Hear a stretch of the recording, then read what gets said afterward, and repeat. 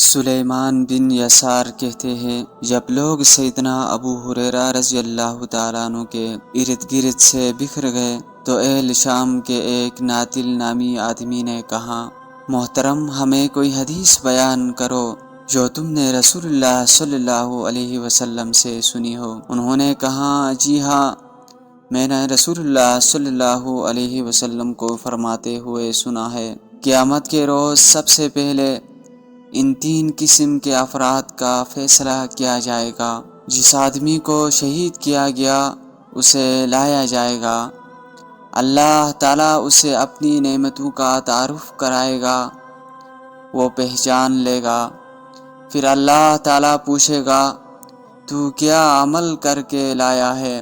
وہ کہے گا، میں نے تیرے راستے میں جہاد کیا حتیٰ کہ شہید ہو گیا۔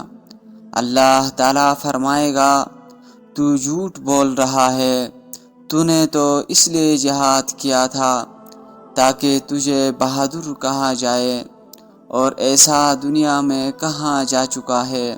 پھر اس کے بارے میں حکم دیا جائے گا اور اسے چہرے کے بل گھسیٹ کر جہنم میں ڈال دیا جائے گا۔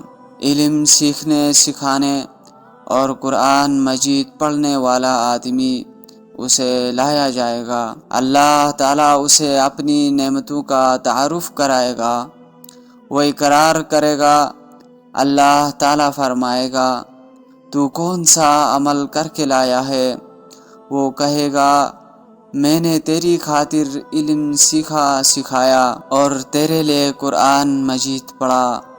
اللہ تعالیٰ فرمائے گا، تو جھوٹ بول رہا ہے، حصول علم سے تیرا مقصد یہ تھا کہ تجھے عالم کہا جائے، اور قرآن اس لیے پڑھا کہ تجھے قاری کہا جائے، سو یہ ایسا تو کہاں جا چکا ہے۔ پھر اس کے بارے میں حکم دیا جائے گا اور چہرے کے بل گھسیٹ کر جہنم میں ڈال دیا جائے گا۔ وہ آدمی جسے اللہ تعالیٰ نے خوشحال و مالدار بنایا اور اسے مال کی تمام اقسام عطا کیے، اسے لایا جائے گا۔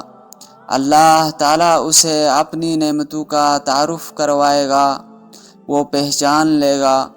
پھر اللہ تعالیٰ فرمائے گا، کون سا عمل کر کے لایا ہے؟ وہ کہے گا، جن مصارف میں خرچ کرنا تجھے پسند تھا میں نے ان تمام مصارف میں تیرے لیے خرچ کیا۔ اللہ تعالیٰ فرمائے گا، تو جھوٹ بول رہا ہے، تیرا خرچ کرنے کا مقصد تو یہ تھا کہ تجھے سخی کہا جائے، اور وہ تو کہہ دیا گیا۔